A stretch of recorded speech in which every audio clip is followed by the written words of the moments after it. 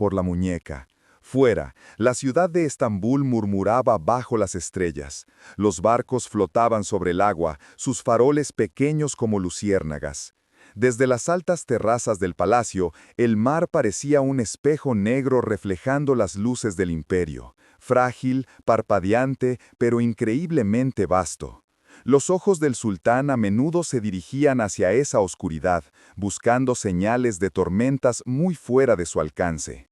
Gobernar un mundo así requería fe no solo en el poder, sino en el propio control, en la creencia de que el ritual podía domar la incertidumbre.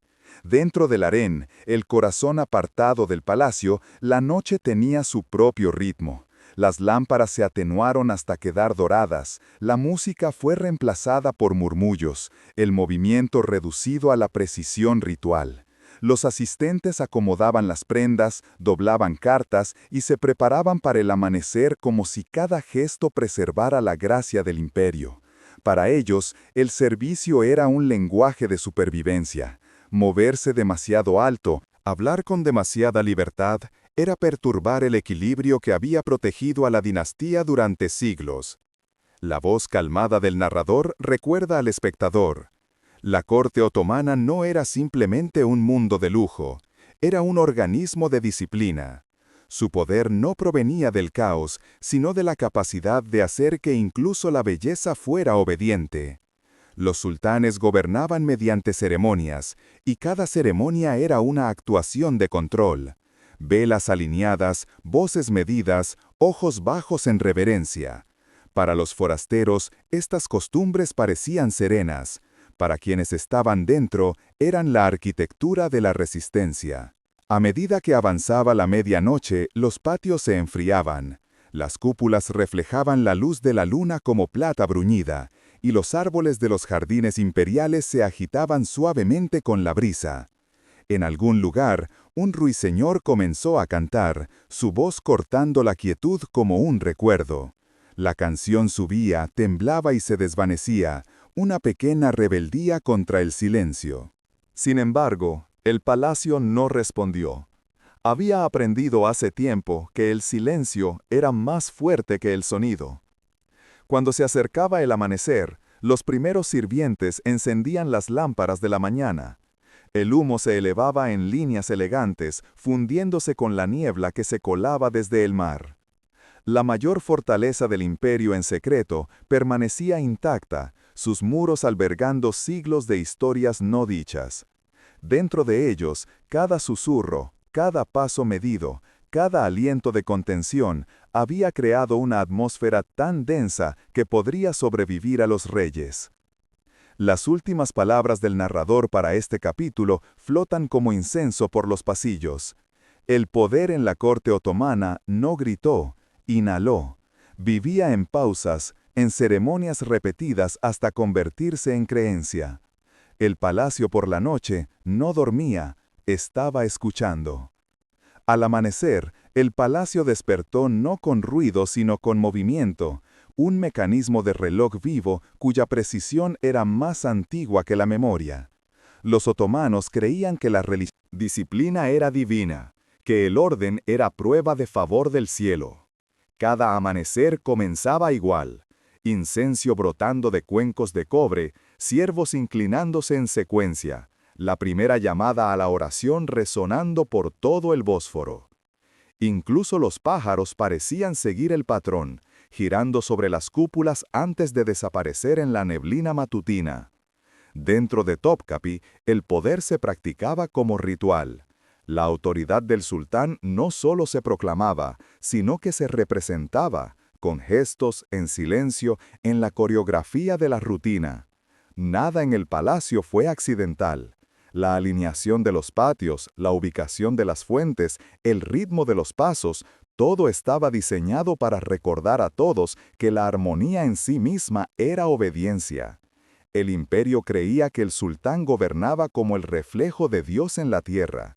Por lo tanto, cada uno de sus movimientos debía parecer sin esfuerzo, eterno y perfectamente medido. Cada mañana, los asistentes preparaban las cámaras imperiales con un esmero, cuidado.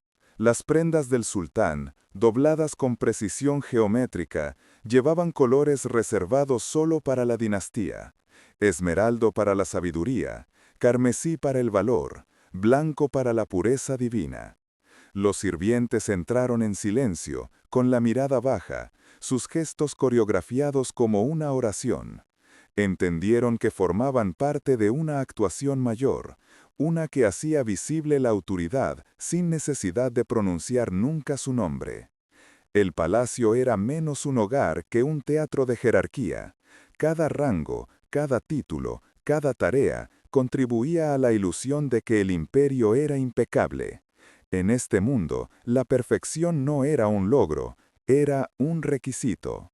Servir era desaparecer con gracia en la maquinaria del control.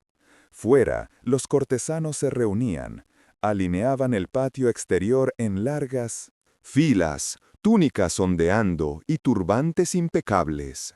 Estos hombres eran los administradores, embajadores, eruditos y generales del imperio, cada uno maestro de ceremonias, cada uno fluido en la delicada gramática del respeto.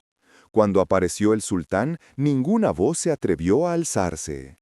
El público del silencio era la verdadera marca de la reverencia. Solo el leve susurro de la tela rompía el aire mientras cientos se inclinaban al unísono, sus cuerpos formando una ola de devoción sobre el mármol. Desde esta etapa, cada palabra del sultán cargaba el peso de siglos. Las órdenes eran breves, casi rituales. Un asentimiento podía poner fin a una campaña. Una ceja levantada podría sellar un futuro. Sin embargo, incluso el sultán estaba atado al propio sistema que gobernaba. Su día se desarrollaba en patrones predeterminados: concilios al amanecer, oraciones al mediodía, informes al crepúsculo.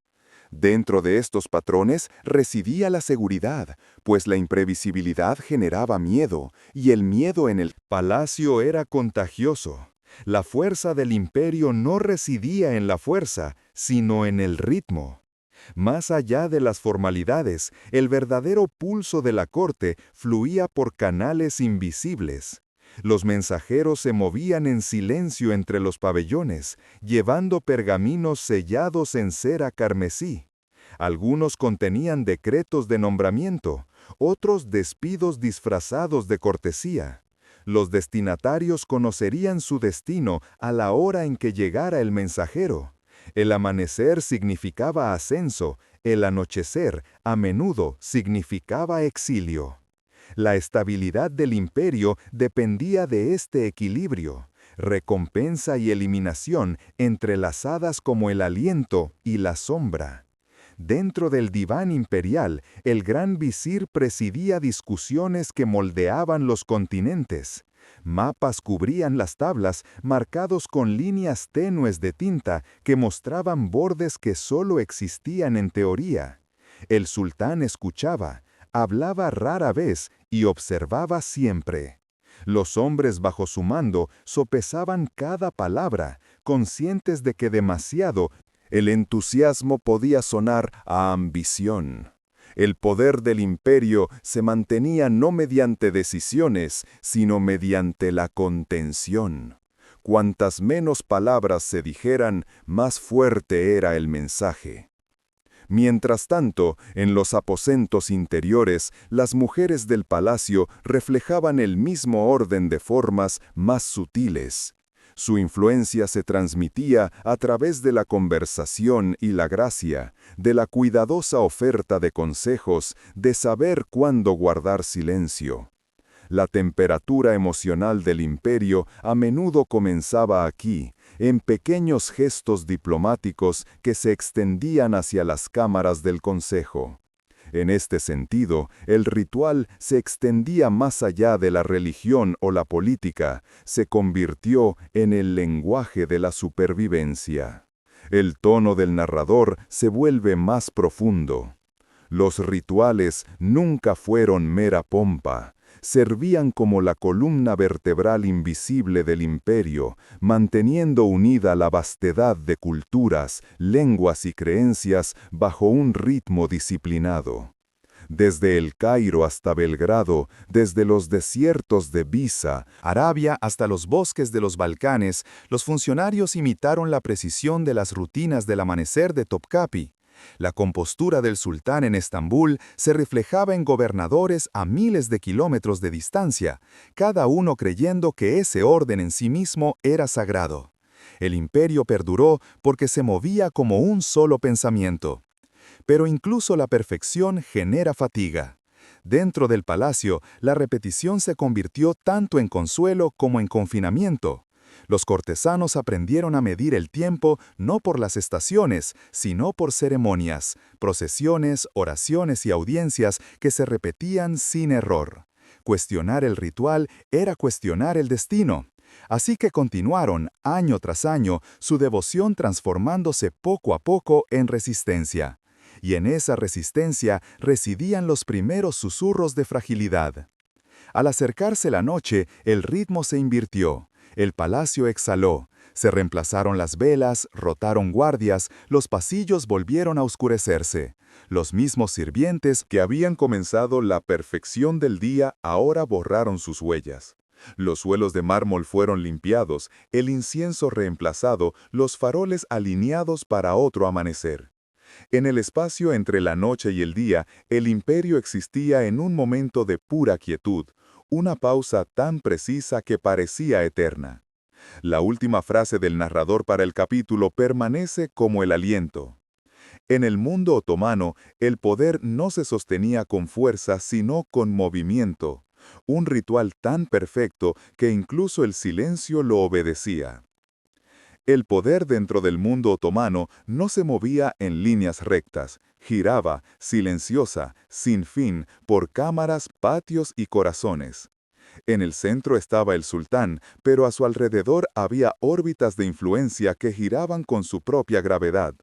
Visires, consejeros, eruditos y asistentes giraban alrededor del trono, cada uno extrayendo fuerza de la proximidad y desvaneciéndose en el olvido a medida que la distancia aumentaba. El brillo del imperio residía en este equilibrio. La autoridad irradiando hacia afuera como la luz del sol a través de vidrieras, filtrada pero nunca perdida. La voz del narrador sigue siendo suave y deliberada. En la cámara del diván, donde se reunían el gran visir y los ministros, las palabras se elegían con tanto cuidado como joyas. Los debates no se desarrollaban en tonos elevados, sino en miradas medidas, en el lento giro de un pergamino o en la pausa deliberada entre frases. El sultán, aunque a menudo invisible, siempre estaba presente en sus pensamientos. Su aprobación era una luz lejana, su desagrado una sombra que llegó sin aviso. En este círculo, el silencio tenía más influencia que discusión. Más allá de los consejos oficiales, existían anillos más sutiles de persuasión. Poetas, cronistas y eruditos actuaron como arquitectos de la percepción, moldeando cómo la historia recordaría el imperio. Un solo poema podía inmortalizar un reinado, una sola omisión podría borrarla. Estos hombres entendían que la narrativa era tan vital como la ley. Preservar la imagen del sultán era preservar la estabilidad misma. En sus manuscritos, las victorias brillaban con más intensidad, las derrotas se desvanecían suavemente en metáforas. La verdad, como todo en el palacio, fue seleccionada. El narrador guía al oyente más profundamente en esta red invisible. No toda influencia llevaba túnicas de estado. Algunos se movían tras las cortinas, al ritmo de la conversación, en el delicado intercambio de confianza. Dentro de la casa imperial, madres, hermanas y esposas de los sultanes ejercían influencia a través de la sabiduría y la sutileza. Se buscaba su consejo en privado, su presencia se sentía en decisiones públicas sin firma. El destino del imperio a menudo dependía de palabras pronunciadas en habitaciones silenciosas, iluminadas solo por la luz de las lámparas. La validez sultán, la madre del sultán, ocupaba una posición única, tanto sagrada como estratégica. Su sabiduría llevaba el peso de la herencia, su aprobación el poder de moldear la sucesión. En muchos reinados, su guía tranquila evitó tormentas civiles. Entendía que los imperios no se sostienen por decreto, sino por continuidad, asegurando que el mañana se parezca lo suficiente al hoy como para sentirse seguro. Su mano era firme pero invisible, su voz baja pero duradera. El palacio sobrevivió porque dominó el arte de parecer quieta mientras movía todo. Más hacia afuera, en los patios y jardines, la influencia tomó formas más discretas. Los cortesanos cultivaban alianzas mediante gestos de cortesía, un regalo ofrecido, una carta entregada, un cumplido enmarcado en poesía. El intercambio de favores era una tradición más antigua que el propio imperio. Nada era gratis, pero todo era elegante. Incluso la rivalidad usaba la cortesía como armadura. La mayor habilidad dentro del palacio era parecer contento mientras reorganizaba silenciosamente el mundo tras el telón. Los eruditos y juristas del imperio también desempeñaron su papel. Interpretaban la ley, asegurando que el orden divino apoyara la voluntad imperial. Sus pergaminos traducían la ambición en virtud, convirtiendo la política en providencia. Desafiar sus escritos era desafiar al propio destino. Sin embargo, incluso ellos fueron influenciados por la filosofía, por la necesidad, por la lenta erosión de la certeza que el tiempo aporta a todas las grandes potencias. Bajo sus aparentes calmados, también medían qué verdades podían decirse y cuáles debían permanecer dobladas en pergamino. La influencia en el palacio era tanto un don como una carga. Quienes la tenían aprendían a caminar con aplomo y miedo a partes iguales. Un favor hecho hoy podía ser una carga mañana. Una sugerencia susurrada podía convertirse en acusación si la repetía con la lengua equivocada. La confianza, aunque necesaria, nunca estaba completa. Todos eran tanto aliados como posibles testigos. En un entorno así, la contención no era debilidad, era sabiduría refinada para sobrevivir. A medida que el imperio crecía, los círculos se multiplicaban. Embajadores de tierras lejanas entraban en los anillos exteriores, sus lenguas traduciendo halagos en negociación. La corte otomana se convirtió en un escenario donde el mundo realizaba diplomacia. Enviados de Persia con túnicas de seda, comerciantes vestidos de pieles de Moscú y eruditos europeos se quedaron asombrados por la simetría y serenidad de Topkapi. Hablaban de su elegancia, rara vez dándose cuenta de que cada paso que daban había sido diseñado siglos antes para impresionarles. La influencia aquí era tanto la arquitectura como la política. Pero la influencia, como la luz, proyecta sombras. Con el paso de los siglos, los círculos empezaron a difuminarse. La ambición se agudizó donde antes estuvo la devoción. Las alianzas se volvieron menos sagradas, más estratégicas. Los rituales perduraron, pero su significado se volvió más ligero, como pan de oro que se desprende. Desvanece bajo demasiado manejo. El palacio seguía brillando, pero bajo la superficie, los engranajes de la lealtad sonaban suavemente contra el cansancio. Los imperios son seres vivos, y hasta la perfección cansa. Al anochecer, cuando la llamada a la oración flotaba sobre la ciudad, el palacio parecía inalterado. Sin embargo, en su silencio, el oyente puede sentir el peso de siglos oprimiéndose, la carga de voces que hablan suavemente para que el poder resuene más tiempo. Los patios se llenaron de luz naranja y las cúpulas brillaron como recuerdos. Las palabras del narrador son lentas, cada sílaba deliberada.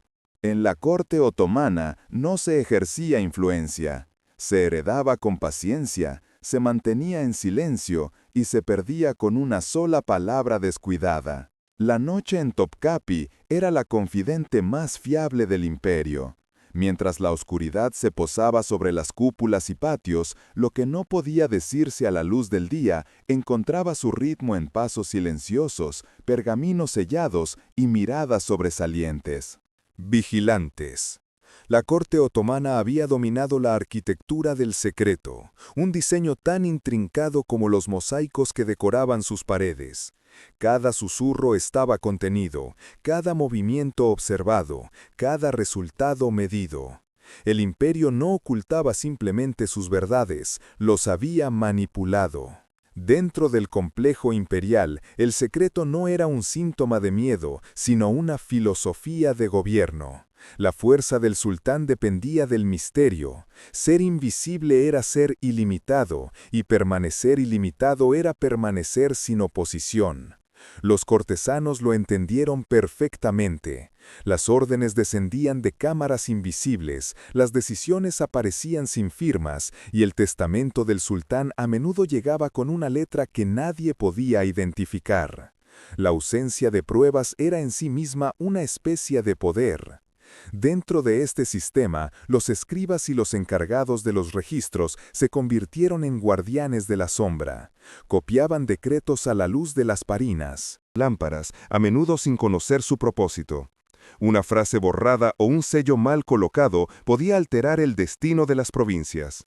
Para ellos, la verdad estaba dividida, la verdad oficial en los archivos y la verdad silenciosa en los márgenes. Algunos aprendieron a escribir en código, usando sutiles adornos de caligrafía para señalar advertencias que solo unos pocos reconocían. La burocracia del imperio se convirtió en un laberinto donde el papel hablaba más alto que los hombres. Más allá de los burócratas se encontraba la red de informantes, sirvientes, comerciantes, eruditos y guardias que informaban fragmentos de conversación como cuentas atadas a un hilo. Escuchaban en los mercados, en las mezquitas, incluso en jardines donde los diplomáticos paseaban al anochecer. La inteligencia del imperio no se limitaba a los palacios, crecía donde la curiosidad lo hacía. Una queja susurrada en Alepo podría llegar a Estambul por mar antes de que terminara la semana. Cada dato no se valoraba por la verdad, sino por su utilidad. El narrador guía al oyente a través de esta red con silenciosa fascinación. Para los forasteros, tal vigilancia podría parecer opresiva, pero dentro de la filosofía otomana era una forma de orden. El conocimiento era protección, para el sultán, para el imperio, incluso para su pueblo. La idea era sencilla, el caos comienza con la sorpresa. Saberlo todo era evitarlo. Y así la ciudad se convirtió en un espejo que reflejaba cada sombra 2 veces, hasta que nadie podía saber si les observaban o recordaban. En el corazón de este sistema estaba el Kislar Aga, el principal eunuco del harén imperial, un hombre que se movía entre mundos. Para la corte era un sirviente, en la práctica era el ministro silencioso del imperio. Cartas pasaban por sus manos antes de llegar al sultán. Su influencia era vasta pero invisible, su autoridad incuestionable. Encarnaba la paradoja del imperio, los impotentes confiados con la máxima discreción. Su lealtad no nacía del miedo, sino de la comprensión, que el silencio podía acumular más poder que la palabra. Mientras tanto, el gran visir, situado al frente del diván, confiaba en otro tipo de secreto. La diplomacia disfrazada de paciencia. Enviados extranjeros llegaban diariamente, cada uno trayendo regalos y ambiciones. Las negociaciones se desarrollaban como ajedrez, cada gesto un movimiento, cada pausa una prueba. Los otomanos dominaron el arte de hacer que la quietud parezca una decisión. Un tratado podía quedar suspendido durante meses, su resultado determinado no por la ley, sino por qué bando podría soportar el silencio más tiempo. Hablar primero era perder. Sin embargo, el secreto no se limitaba a la política, estaba entretejida en la fe. Los místicos del imperio, los sufíes, hablaban de verdad divina oculta en capas de percepción. Entender era descubrir. Este enfoque espiritual reflejaba la lógica del palacio, revelación a través de la paciencia, fuerza a través del silencio. La grandeza exterior y el secreto interior del imperio no eran contradicciones, sino reflejos de la misma creencia, que la verdad, como la luz, es más poderosa cuando se filtra. Mientras el narrador avanza por los silenciosos pasillos del palacio, las faroles parpadean sobre las tejas vidriadas con azules y verdes celestiales. Sus reflejos bailan sobre el suelo de mármol, pareciendo olas que nunca se tocan. Aquí se tomaban decisiones que cambiaban mundos, pero ningún sonido los delataba. La arquitectura en sí parecía diseñada para absorber la conversación, cúpulas suavizando los ecos, muros lo suficientemente gruesos como para proteger tantos secretos como sueño. La ciudad del silencio no estaba construida para el confort, fue construida para la continuidad. Pero el secretismo tiene un precio. Con el paso de las generaciones, las líneas entre sabiduría y miedo se difuminaron. Lo que comenzó como un medio de protección se convirtió en un instinto de aislamiento. Los ministros confiaban menos, los cortesanos se retiraban aún más, y el brillo del imperio empezó a apagarse tras sus propios telones. Aún así, los rituales continuaron, los pergaminos se multiplicaron y el silencio se profundizó. El palacio había perfeccionado el arte de esconderse, incluso de sí mismo. En las líneas finales, la voz del narrador se ralentiza hasta una calma meditativa. El secreto preservó el Imperio Otomano durante siglos, pero al final, lo que más fielmente protegió fue su propia soledad. Dentro de los muros de Topkapi, el conocimiento se convirtió en sombra, y la sombra en paz. El cambio rara vez entra con ruido, empieza como vacilación. En los últimos siglos del Imperio Otomano, la vacilación se extendió silenciosamente por los salones de Topkapi. El mármol seguía brillando, los patios seguían el mismo ritmo, pero algo bajo el orden empezó a vacilar. El imperio que antes medía el tiempo por ritual, ahora se encontraba medido por el tiempo. Fuera de sus puertas, el mundo aceleraba y el palacio, construido para la eternidad, solo podía observar. El tono del narrador es calmado, casi elegíaco.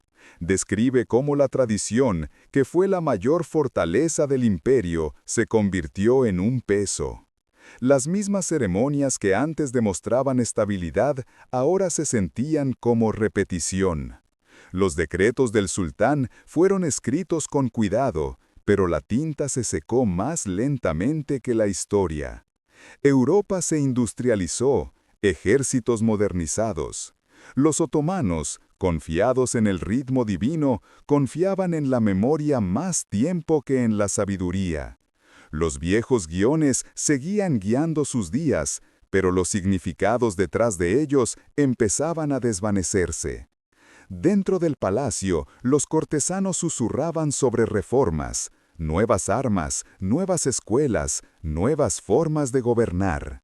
Sin embargo, la reforma, en un lugar construido sobre la simetría perfecta, era un acto de desobediencia. Cambiar era confesar que lo viejo había fracasado. Así que el imperio se movió con cautela, introduciendo ideas modernas a través de puertas antiguas, disfrazando el progreso como continuidad. Incluso la innovación tenía que inclinarse antes de la ceremonia. El resultado fue una extraña armonía. Un mundo intentando avanzar mientras fingía permanecer quieto. Las provincias exteriores comenzaron a temblar primero. En los Balcanes, la rebelión parpadeó. En los desiertos susurró la independencia. Llegaban informes a diario. Su lenguaje era educado, pero su significado urgente. Los funcionarios debatieron las causas. ¿Fue fe, pobreza o simplemente agotamiento? Pero bajo cada discusión se esconde la misma verdad. Un imperio puede gobernar a los hombres, pero no puede gobernar siglos. El mundo más allá de Topkapi estaba cambiando más rápido de lo que el palacio podía registrarlo. El narrador se adentra más en la atmósfera del palacio. Las grandes salas de audiencia seguían llenas de luz. Pero los visitantes habían cambiado. Los diplomáticos europeos llegaron con relojes en lugar de regalos, midiendo no la puma, reverencia, sino el tiempo. Admiraban la grandeza del imperio, pero notaban su quietud. El silencio de los otomanos, antes símbolo de poder, ahora parecía una negación.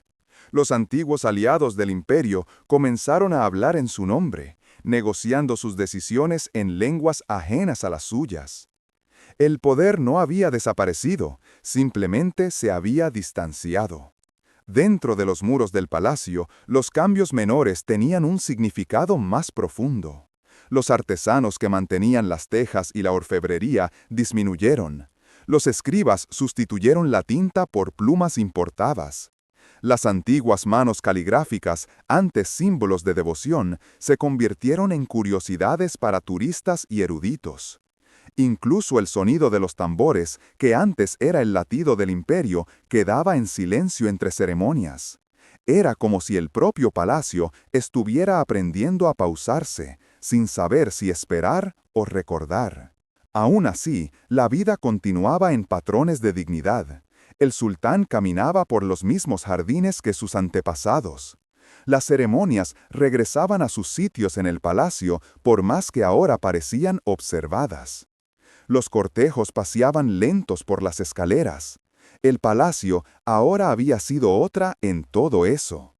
Era como si el propio palacio estuviera aprendiendo a pausarse, sin saber si esperar o recordar. Narradores calmada, firme, llena de una reverencia silenciosa. Los patios que antes retumbaban con pasos, ahora solo resonaban con viento. Las puertas del Consejo Imperial permanecían abiertas, sus guardias largamente destituidos. Los pasillos de mármol estaban vacíos, pero su quietud transmitía dignidad, la que llega cuando la historia finalmente exhala. El polvo brillaba en rayos de sol que se filtraban por ventanas de celosía. Era como si el tiempo mismo se hubiera detenido para recordar lo que había construido. En los últimos años de la dinastía otomana, Topkapi se convirtió tanto en hogar como en museo, una paradoja de la vida y el recuerdo. Los sirvientes continuaban sus rutinas por costumbre más que por orden, barrían los pasillos donde no se reunían consejos, el latón pulido que nadie tocaba, encendían lámparas ante los tronos vacíos.